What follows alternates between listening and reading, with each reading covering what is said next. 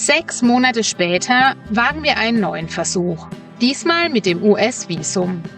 Noch 1800 Kilometer trennen uns von der Grenze. Und wir sind angeschlagen, gesundheitlich und fahrtechnisch.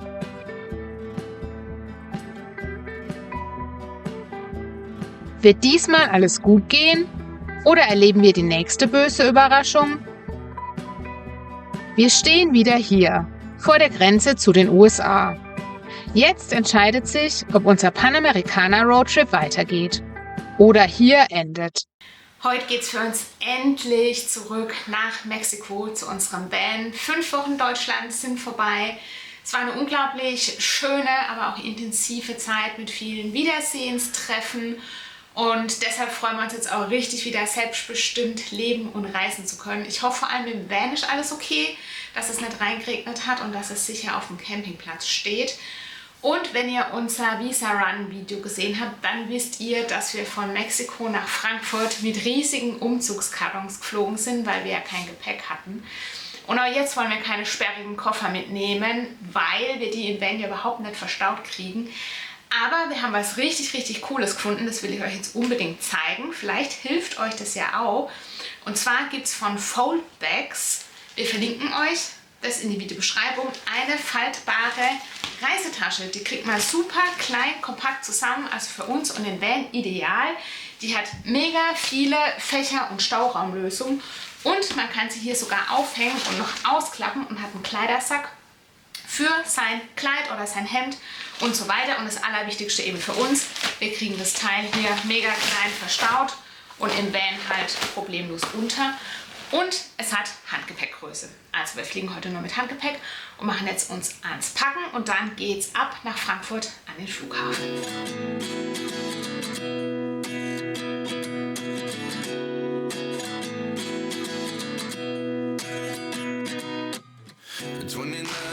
Myself wondering what did happen to the last 10. I ran away with my life, fast forward, never turn back again.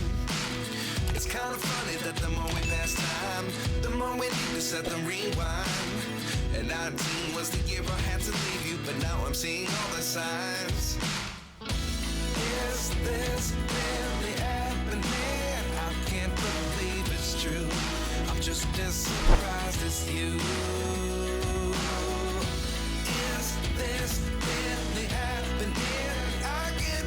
Wir haben uns von allen verabschiedet, sind schon wieder in Frankfurt angekommen. Jetzt am letzten Tag läuft mir hier die Nase. Simon wird noch krank. Ja, aber nur noch 14 Stunden und ich habe wieder eine Krankenversicherung. Ja. Die ganze Zeit gut durchgehalten, ja, aber jetzt irgendwie, naja. Ja, es ist halt Winter in Deutschland, alle waren krank, meine Eltern waren krank, mein Papa heute leider auch. Papa, fühl dich nochmal ganz fest gedrückt, bis das Video kommt, bist du lang wieder fit.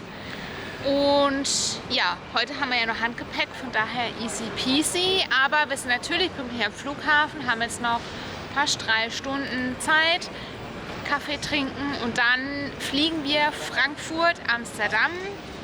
Amsterdam, Mexico City haben 1 Stunde 40 Zeit zum Umsteigen. Also ich hoffe, dass der Flieger pünktlich ist. Ja, bestimmt. Und dass alles gut läuft und unser Van heile ist vor allem. Ja, haben uns von allen verabschiedet, war eine gute Zeit. Ja, Abschied. Viele wieder getroffen. Fällt schwer. Immer. Ja. Gell? Ja. Aber jetzt geht's Immer weiter. traurig. Das ist auch gut. Wir freuen uns auf die Reise. Jetzt geht's dann Richtung Amerika. Yeah. Wird auch höchste Zeit. So, ab in den Flieger.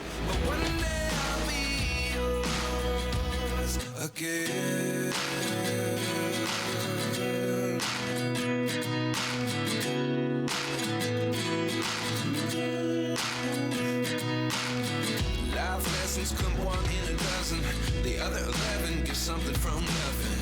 I sit here looking for an answer. Maybe the biggest question was in the last chapter. You gave me the soul I had. Wir sitzen auf dem zweiten Flug. Es geht nach Mexiko.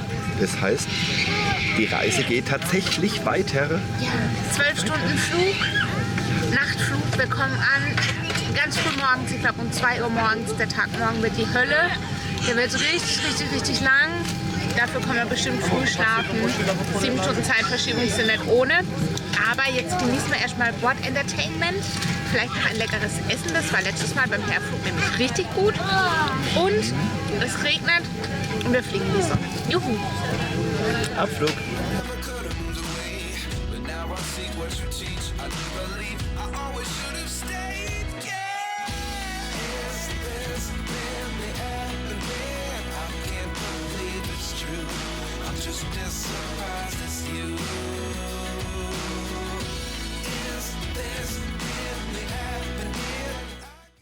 Unser zweiter Flug war auch super, sogar 20 Minuten früher gelandet als gedacht, aber halt mitten in der Nacht um 3 Uhr. Jetzt ist etwa 4 Uhr, wir sitzen im Uber auf dem Weg zum Campingplatz mitten in der Nacht. Der Tag wird echt hart und verdammt lang, aber kann man nichts machen, ja man hilft nicht. Jetzt hoffen wir erstmal, dass nachher auf dem Campingplatz jemand da ist und uns die Tür aufmacht und dass vor allem der Van heil dasteht und es nicht reingeregnet hat durch die Dachluken oder sowas, das wäre der Super-GAU. Aber davon gehen wir nicht aus. Das Auto stand ja gut unter der Palme. Jetzt fahren wir erstmal 60 Kilometer, gute Stunde. Und eigentlich ist es auch ganz gut, dass wir so früh dran sind. Dann haben wir nämlich noch nicht den Berufsverkehr in Mexico City. Wir melden uns wieder vom Campingplatz. Am Campingplatz sind wir angekommen. Es ist noch sehr, sehr kalt heute Morgen. Richtig frisch, die dicke Jacke. Gar nicht gedacht, dass ich die hier brauche. Und wir stehen leider hier noch vorm großen verschlossenen Tor. Die zwei schlafen wohl noch. Ich habe hier schon die Glocke geklingelt, aber rührt sich keiner. Ich will jetzt endlich da rein zu unserem Busmensch. Wir haben es reingeschafft. Die Julia, die Campingplatzbesitzerin, hat sich erbarmt und ist aus dem Bett gestiegen, hat aufgemacht und wir haben den Van jetzt wieder hier geparkt, wo wir schon die ganze Zeit standen. Unser Stammplätzle. Ist gegen Licht, aber viel schöner. Ich schwenke gleich noch hoch.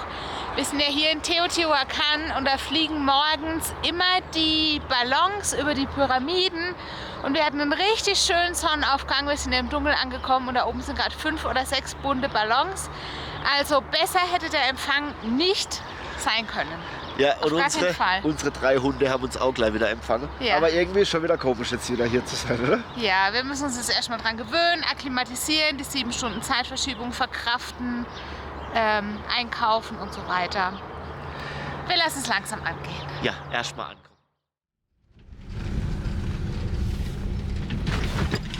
Unser zweiter Tag in Mexiko. Gestern sind wir angekommen. Die Nacht im eigenen Bett war richtig, richtig cool.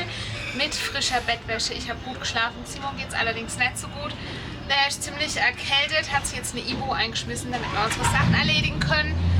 Erstmal heißt Wasser auffüllen, dann einkaufen, Wäsche wegbringen.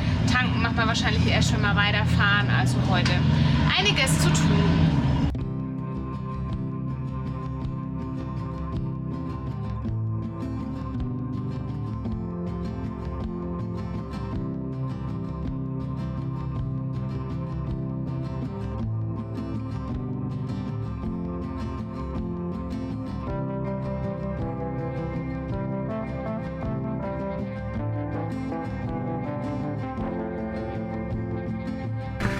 Ich glaube, das schöne Geschmückte hier hat es vielleicht was mit Fasching zu tun, keine Ahnung.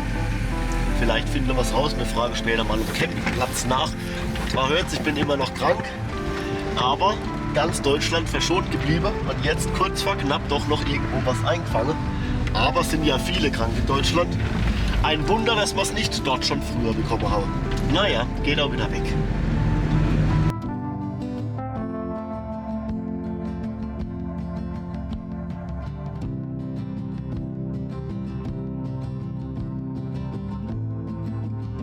Der Supermarkt mit den günstigen Basics ist erledigt. Hier gibt es aber nicht so eine große Auswahl, dafür ist es günstig, halt so ein bisschen Aldi-mäßig vom Paletten runter. Jetzt gehen wir in den zweiten, da gibt es vor allem auch Obst und Gemüse, das kriegen wir hier nicht. Dann sparen wir uns, was wir schon mal so viel schleppen und sind nämlich ja nicht fit. Ab an die Kasse. Heute ist Tag 3 in Mexiko. Tatsächlich habe ich ganz gut geschlafen, aber ich war schon in der Dunkelheit mit dem Zwitschern der Vögel wach, also irgendwie zwischen 5 und 6. Und irgendwie fühle ich mich heute auch nicht ganz so fit. Ich weiß nicht, ob es der Jetlag ist oder ob ich auch die Erkältung bekomme, keine Ahnung.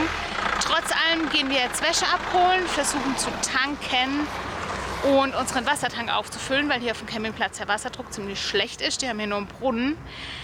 Und noch eine Info, wir haben uns in Deutschland eine neue Kamera zugelegt. Also wenn ihr irgendwie merkt, irgendwas Positives oder Negatives, Bildqualität, Ton, wir hoffen ja vor allem, dass wir uns im Ton verbessern, dann schreibt uns das in die Videokommentare und seht uns nach, wenn wir vielleicht nicht immer in die Kamera gucken, sondern auf dem Bildschirm. Das ist alles noch ein bisschen gewöhnungsbedürftig. Aber unser Handy-Akku war ja kaputt und irgendwie nicht mehr zu retten. Deswegen versuchen wir uns jetzt an die neue Kamera zu gewöhnen. Wasser konnte man leider keins auffüllen. Ich glaube, die haben hier echt schon wieder Wassermangel und es ist jetzt der 1. März und die Regenzeit fängt erst im Juli an. Es ist jetzt schon alles knochentrocken. Also Wasser haben wir keins gekriegt an der Tankstelle, deswegen haben wir jetzt auch nicht groß getankt. Das machen wir lieber dann unterwegs, wenn wir hoffentlich eine finden, die denn Wasser hat. Aber wir haben die Wäsche bekommen, die räumen wir jetzt ein. Und dann gucken wir mal, ob wir uns morgen fit genug fühlen, um in die 1800 Kilometer lange Etappe Richtung Grenze zu starten. Also in den ersten Fahrtag zumindest mal, je nachdem, wie wir uns fühlen. Guten Morgen. Eigentlich wollte man heute los, aber es ist wie es ist. Man kann nicht immer alles planen. Mir geht schon wieder deutlich besser. Noch ein bisschen die Nase zu, aber das geht. Aber, jetzt schaut euch das mal an, deswegen auch nicht ganz so laut. Dahinter liegt die Julia im Bettchen. Jetzt hat's die erwischt. Ja, was soll man sagen? Unplanbar, so eine Reise. Deswegen bleiben wir heute auf jeden Fall erstmal noch da. Und wenn es morgen besser geht, dann geht's morgen los. Ja, Auto ist komplett Stattler. Scheibe habe ich auch mal geputzt. Alles schön sauber. Jetzt heißt es nur noch gesund werden. Wir sehen uns, wenn es losgeht. Also so hatten wir uns den Neustart ins Vanlife echt nicht vorgestellt. Simon geht's besser, ich bin richtig krank mittlerweile. Ich habe gestern Fieber gehabt, heute Morgen immer noch erhöhte Temperatur. Meine Nase ist total zu, mein Kopf ist irgendwie doppelt so groß, der Hals kratzt. Also nicht gerade die besten Voraussetzungen, um einfach mal geschwind durch halb Mexiko an die US-Grenze zu fahren. Aber immerhin sind wir auf einem tollen Campingplatz und Oma und seine Mutter Julia sind echt so liebe Menschen. Die haben uns gestern traditionelle Medizin zubereitet aus saurer und vitaminreicher Kaktusfrucht mit Honig und Zwiebel und Knoblauch. Hat aber leider auch nicht geholfen, aber trotzdem, der Wille zählt und ja, keine Ahnung. Ich weiß nicht, ob wir morgen los können, vielleicht erst übermorgen. So ein Mist, wirklich. Mir geht es ein bisschen besser, noch weit entfernt davon fit wie ein Turnschuh zu sein. Aber ich hoffe, wir können heute die erste Etappe wagen. Bis Querétaro sind es auch nur 230 Kilometer. Ist also, glaube ich, die kürzeste Etappe. Wir probieren es jetzt einfach. Heute ist Donnerstag. Eigentlich hätten wir am Sonntag losfahren wollen. Das heißt, wir haben jetzt schon wieder 4 Tage verloren. 4 Tage mehr Campingplatz. Also in Summe hatten wir den Van jetzt 80 Tage hier stehen. Mit der Zeit, die wir beim House-Sitting in Mexico City waren, die 8 Tage zwischendrin, wo wir den Van gepackt haben, dann die 5 Wochen Deutschland und jetzt nochmal ungeplante 7 Tage hier. Das sind über 300 €. Für die Zeit, 80 Tage natürlich kein Geld, uns tut es trotzdem weh. Und wir summieren die Tage, wir haben jetzt genug Zeit beim Fahren, auch mal noch auf, was der ganze Visa-Run gekostet hat und erzählen euch das später im Video mal noch einfach zur Info. War nämlich ein ganzer Batzen Geld. Und uns ist auch gerade noch eingefallen, dass wir unsere neue Dashcam noch einbauen müssen. Die alte Blaupunkt war ja totaler Schrott, die ging gar nichts mehr. Wir haben uns in Deutschland jetzt eine neue besorgt und die baut Simon jetzt mal noch auf die Schnelle ein. Ja, hier war die alte Kamera befestigt. Das geht mit der neuen leider nicht mehr. Das ist die neue. Eine Vantrue 360. Müssen wir mal schauen. Ist ein ganz schöner Klopper, das Teil. Hat 2 Kameras, eine nach vorne, nach hinten, das ist richtig cool. Das ist die Aufnahme dafür, die muss ich jetzt glaube ich nur irgendwo hier hinkleben, dann kann sie hingeklipst werden, dann noch Strom nach da oben, dann sollte das schon gehen. Man kann da sogar eine Rückfahrkamera noch anschließen, einfach per USB-C hier mit dran. Klappt bei uns jetzt aber nicht, da ist die Strecke nach hinten einfach viel zu groß. Ich guck mal, ob ich sie einfach da ran bekomme. Und wir haben gestern hier Besuch bekommen. Nämlich noch 2 andere Camper aus Kanada. Ich gucke schon davor. Riesenteile. Echt verrückt. Julia, geh mal mit in den Haus und zeige mir die Dinger mal noch. Das ist echt Wahnsinn. Also was da rumfährt. Ich bin so gespannt, was uns da jetzt in den USA erwartet. Was für riesige Geräte. Ja, Julia zeigt es euch. In der Zeit gucke ich mal, dass ich die Kamera hier rankriege. Ich will den zwei Familien jetzt gar nicht zu doll auf die Pelle rücken, aber die einen reisen mit einem riesen uralten Mercedes-Schulbus, haben noch den Jeep dabei, damit sie mobil sind. Ich weiß nicht, ob sie den fahren hinterher oder tatsächlich hinterher ziehen. Da hinten sieht man den riesen Schulbus.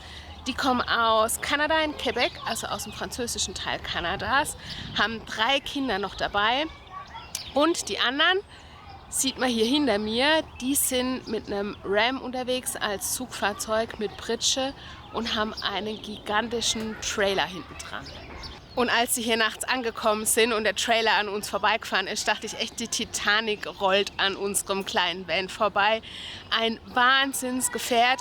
Ich wollte mit dem tatsächlich nicht fahren müssen, vor allem nicht in den engen Straßen und auf den Hubbelpisten hier teils. In Kanada und USA bestimmt kein Problem, aber in Mexiko und vor allem Südamerika bestimmt eine krasse Herausforderung. Aber ich denke, die können eh nur auf Campingplätze. Ich glaube, der Mann arbeitet auch remote. Die haben sogar 4 kleine Kinder, also ich schätze alle noch nicht schulpflichtig, auch aus Quebec.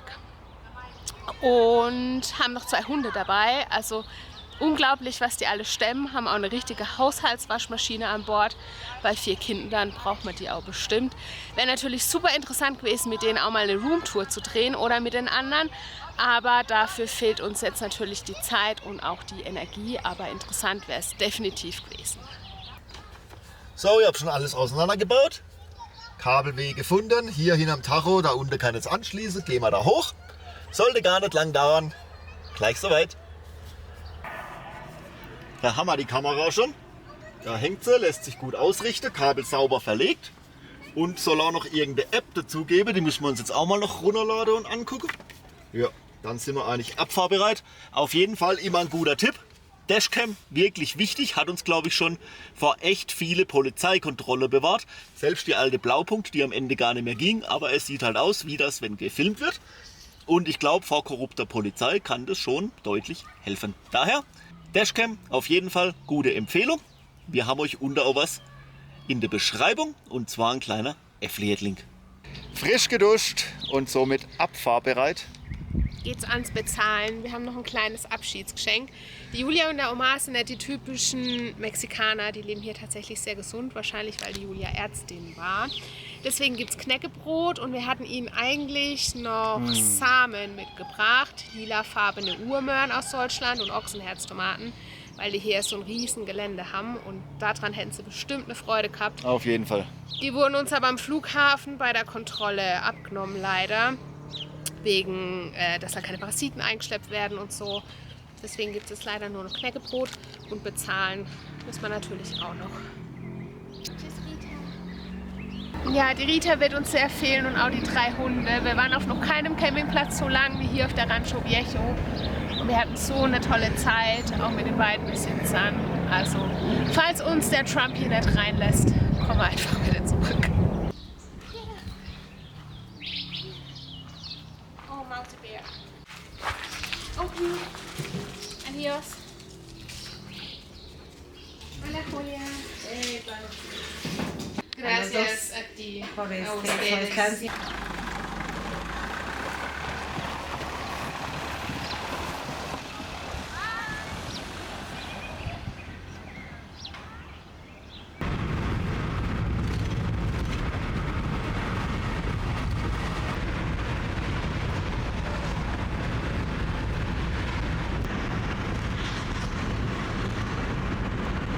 Tagesziel fast erreicht. Erster Tag unterwegs, schon wieder Arbeitshandschuhe an. Unseren Stoßdämpfer, wir haben ja neue auf dem Weg hierher, das habt ihr ja mitgekriegt und der hätte noch halten müssen, bis in die USA. So 2.500 Kilometer circa. Aber jetzt hat es ihn richtig verrupft. Julia, film euch das mal kurz da unten rein. Und dahinter sieht man, jetzt hat es der ganze Stoßdämpfer hier die Aufnahmen da abgerissen. Nicht die Aufnahmen, sondern das Oberteil. Ich baue ihn dann mal aus irgendwann, dann können wir uns das angucken. Jetzt gucken wir mal, ob wir einfach von irgendeinem Auto dann vielleicht irgendeinen anderen kriegen, bauen den ein. Ich hoffe, das wird halbwegs einfach. Keine andere Wahl, was für ein Scheiß schon wieder. Ja, jetzt wird erstmal getankt. Am Stoßdämpfer können wir sowieso nichts ändern im Moment. Ich habe ihm jetzt mal ein Klebeband noch festgemacht unter, aber das bringt eigentlich überhaupt gar nichts, außer dass er nicht so kleppert und wir in Ruhe fahren können. Aber die Kolbenstange ist noch dran und arbeitet noch. Ich beobachte es mal, vielleicht haben wir Glück und kommen da damit doch noch ziemlich weit.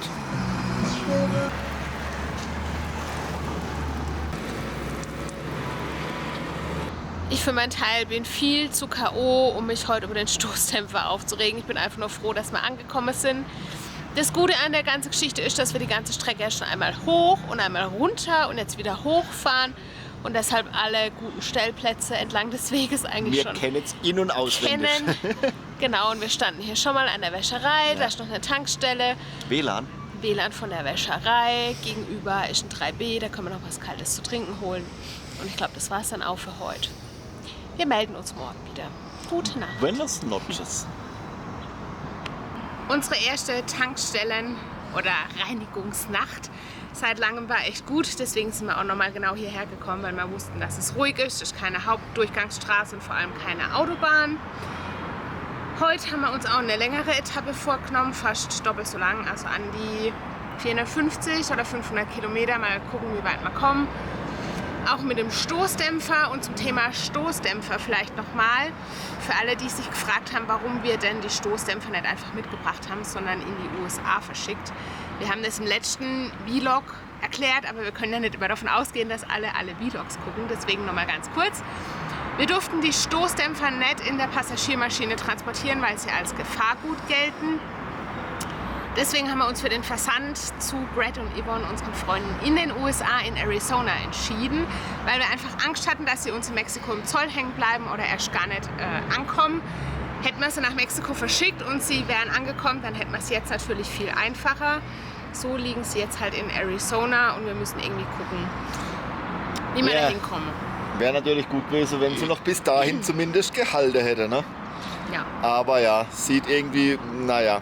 Ich beobachte es jetzt einfach mal fahre, 1, 2 Stopps mache, aber ich denke, das könnte sogar funktionieren. Ne? Wir müssen es beobachten, keine andere Wahl, ansonsten hier bekommen wir keine für das Fahrzeug. Müssen wir uns irgendeinen Schrott hier suchen und gucken, ob man irgendwas, wo ungefähr die gleiche Länge und eine ähnliche Aufnahme hat und das reinbasteln. Das wäre Schwierig. auch noch eine Möglichkeit. Ja, naja, jetzt erstmal weiter geht's, Richtung Grenze. Ich gehe noch aufs Klo, Simon putzt die Kaffeemaschine und dann düst mal los. Abfahrt.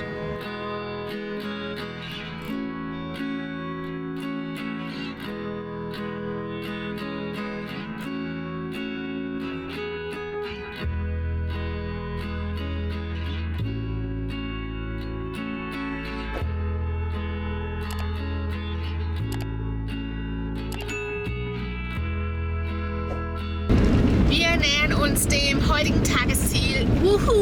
480 Kilometer haben wir dann heute geschafft. Richtig gut für den zweiten Tag, trotz Erkältung immer noch.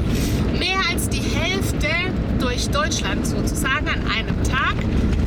Hat bisher auch 36 oder 37 Euro Maut gekostet. Geht eigentlich noch. Da hatte man schon Schlimmeres in Mexiko. Und geschätzte Ankunftszeit ist 16:30 Uhr. Also auch noch echt gut. Und wir haben auch nur zweimal gestoppt. Einmal für Frühstück, einmal für die Kaffeepause. Ich habe meinen Kaffee sogar noch mit nach vorne genommen. Und ja, lief gut, oder? Stoßdämpfer sieht auf jeden Fall gut aus, habe ich kontrolliert. Das ist schon mal nicht schlecht. Ich glaube, mit denen kommen wir noch 10.000 Kilometer. Sag's nicht so laut, bitte. Mit der Reifen noch 20.000. No. Glaube ich nicht. Wenn wir das geschafft haben heute, dann reicht es aber auch. Ja. Nachher noch Abendessen, Parmesan-Nudeln gibt es heute, das esse ich sehr gerne. Und eine Runde Karte spielen, Magic. Und dann war's es. Und dann reicht's auch, genau. Bis morgen. Morgen geht's weiter.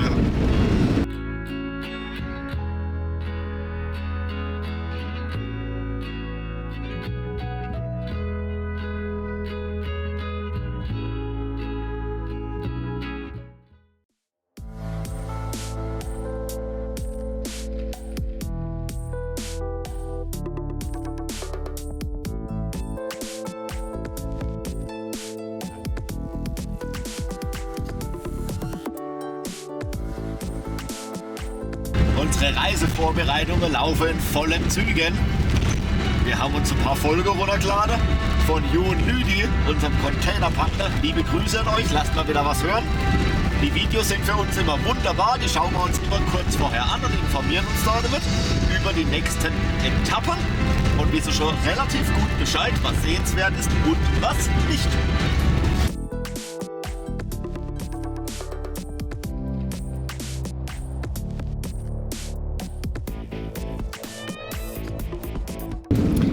Witzigerweise ist unser Fahrtag heute fast genauso lang wie der gestern.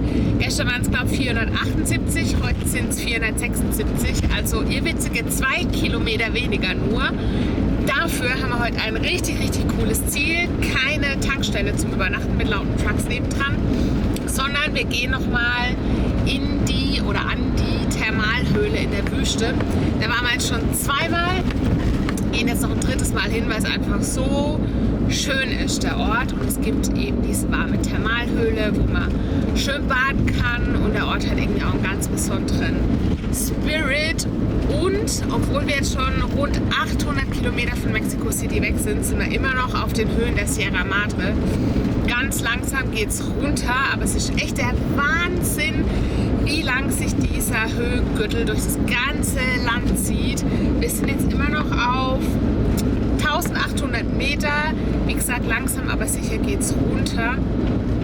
Und ich glaube, es ist immer noch relativ frisch, trotz allem, auch wenn wir jetzt in die Wüste kommen, weil es immer noch Winter ist und das Wüstenklima uns da hoffentlich dann auch gut schlafen lässt. Der Campingplatz, wo wir waren, der hatte auch 1800 Meter, oder? Welcher? Aber was vorne stehen hat. Über. Er war auf 2,3. Ah, auf 2,3. Okay. Hab gedacht, auch 1800. Ja, und wir stoppen jetzt dann gleich mal für eine erste kurze Pause, Frühstückspause. Gibt nur ein schnelles Müsli, damit wir Strecke machen. Heute Mittag nochmal eine kurze Kaffeepause und dann sind wir hoffentlich auch am Spätnachmittag an unserem Ziel.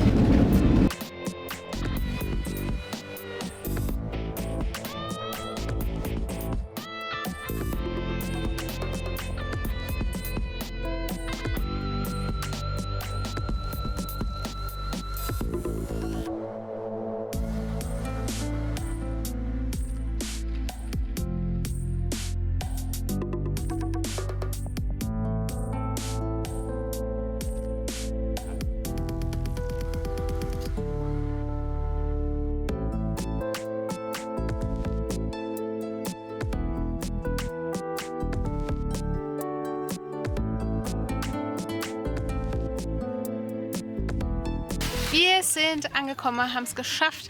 Die letzten 10, 11 Kilometer waren ziemlich ruppig, aber das haben wir vorher schon gewusst, weil es ist schon das 3. Mal. Üblicherweise kommen wir keine 2-mal an den Ort. Hier schon das 3. Mal, ist natürlich aber auch nur dem US-Schlammmassel geschuldet. Und hier hat sich echt was getan seit dem letzten Mal. Ich weiß gar nicht, Simon, wann waren wir hier? Im Oktober? Oder ja, denke ich. das letzte Mal? Ja, auf jeden Fall gibt es hier so Unterständle und noch mehr Grills. Irgendwie schafft man es immer am Wochenende da zu sein. Es ist wieder Samstag, ziemlich voll, ganz viele Familien, die hier grillen und baden. Julia spekuliert immer drauf, dass sie zum Grillen eingeladen wird, glaube ich. Naja, also wir machen jetzt einfach mal Pause für heute, erholen uns heute Abend und morgen früh hier von den 3 Fahrtagen. Morgen geht's weiter und ich würde sagen, wir zeigen euch morgen früh Wenn nicht die so voll ist. Höhle, wenn nicht so voll ist. Wenn wir überhaupt rein können, keine Ahnung. Bestimmt. Kaum sind wir hier angekommen, kam der gute Mann hier, da läuft er gerade von. Und wie so oft ist, ihr werdet es wieder nicht glauben, hier wurde uns schon reichlich mit Essen beschenkt. Die haben nämlich gerade gegrillt, die grillen meistens auch immer viel zu viel, da ist immer übrig. Und wirklich kaum angekommen, oder Julia? Ja, Julia ich habe hat- gerade Joghurt gemacht und Kaffee. Ich weiß gar nicht, wann man das jetzt alles essen soll. Gracias! Und da kommt noch mehr. Und da kommen noch Tortillas. Also ich glaube, das Abendessen können wir uns sparen. Genau, gibt ein frühes Abendessen jetzt. Wir müssen nur eigentlich unsere Sachen verwerten, weil wir nichts über die Grenze nehmen dürfen. Aber so ist es jetzt. Wir freuen uns. US-Grenze können wir bestimmt verstecken, oder? No.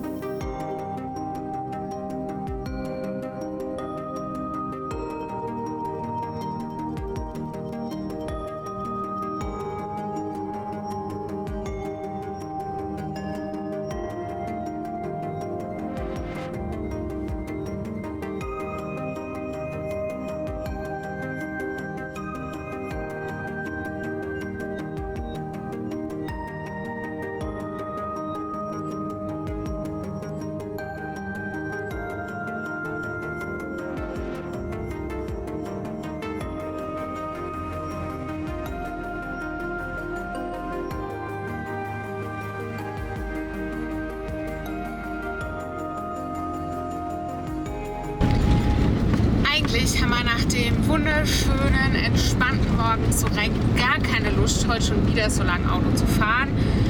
Aber es nutzt nichts, wir haben uns schon wieder die 10 Kilometer Schotter-Hubbelpiste zurück zur Autobahn gekämpft. Dafür ist die Etappe heute auch nicht ganz so groß. Bis Chihuahua sind es ungefähr 330 Kilometer. Und auch den heutigen Schlafplatz kennen wir schon. Wir wollen wieder zum Walmart. Da standen wir auch schon 2 Nächte und da gibt es so eine Self-Service-Laundry. Die ist eigentlich ganz cool, kann man selber seine Wäsche waschen. Da stopfen wir auch heute Abend vielleicht noch unsere Campingdecke in die Waschmaschine. Und dann steht morgen tatsächlich auch schon die letzte Etappe an zur Grenze. Und ich glaube, wir waren jetzt einfach nur ziemlich verwöhnt von Mexiko und Zentralamerika, wo die Tagesetappen einfach nicht so lang waren. In Südamerika saß man auch fast jeden Tag, viele Stunden im Auto. In Amerika, Kanada wird es ganz bestimmt ähnlich werden. Wir müssen uns jetzt einfach nur wieder dran gewöhnen, oder? Genau. Und natürlich erheblich mehr Spritkosten muss man einkalkulieren. Ja, Das stimmt natürlich leider auch so.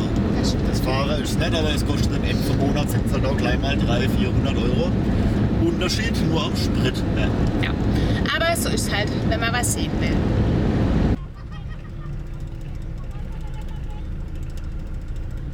Buenas tardes. Die Nacht hier am Walmart-Parkplatz, die war ganz gut. Das ist unglaublich, wie mega ruhig es hier eigentlich ist, obwohl hier tagsüber so viel los ist und da oben so eine große Straße läuft. Aber wirklich mucksmäuschen still.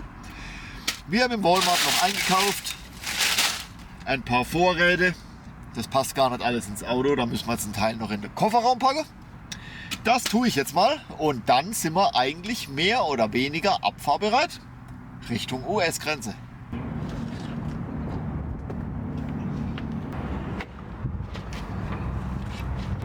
Ich für meinen Teil habe zwar auch ganz gut geschlafen, aber ich bin trotz allem sehr, sehr angespannt und ich weiß nicht, was wäre, wenn wir den Grenzübergang jetzt wieder nicht schaffen würden. Darüber will ich auch gar nicht nachdenken, wirklich nicht.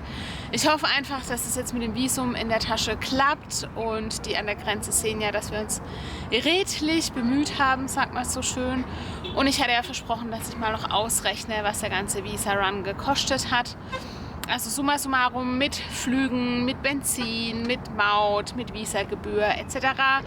sind wir bei knapp über 3.000 Euro. Das schmerzt natürlich extrem.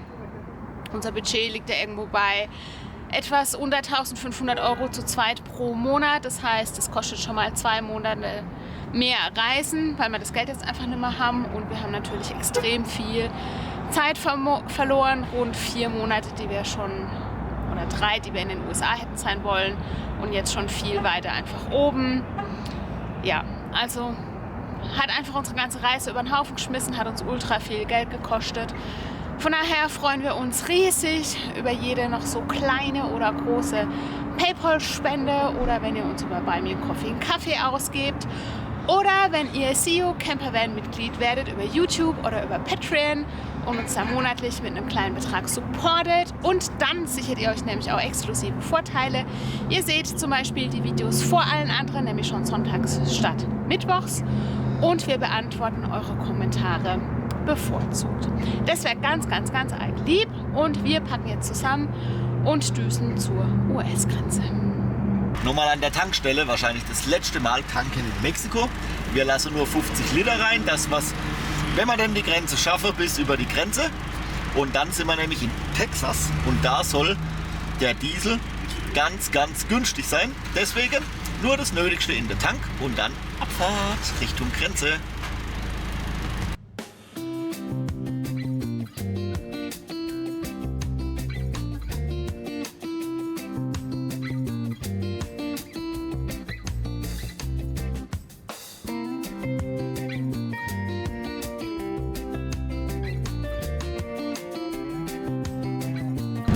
Uns bleiben noch 3 Kilometer bis zur Grenze. Wir haben uns gerade noch mal an der Tankstelle Pinkelpause gemacht eine Kleinigkeit gegessen. Man weiß ja nie, wie lange das dauert. Die letzten mexikanischen Pesos ganz vertrauensvoll in US-Dollar getauscht. Und ja, jetzt ganz feste bitte die Daumen drücken, damit diesmal auch nichts schief geht. Wir sind zuversichtlich, aber ein bisschen Bammel haben wir trotzdem. Wir legen jetzt auch mal die Kamera weg, weil an der Grenze filmen finden die Beamten meistens überhaupt nicht cool. Aber wir probieren es jetzt einfach mal mit unserer Dashcam zu filmen, weil die sieht man ja eigentlich nicht. Im Idealfall melden wir uns gleich von der anderen Seite. Und wenn nicht, dann melden wir uns erstmal gar nicht, aber davon gehen wir nicht aus. Also sage ich jetzt mal, bis gleich.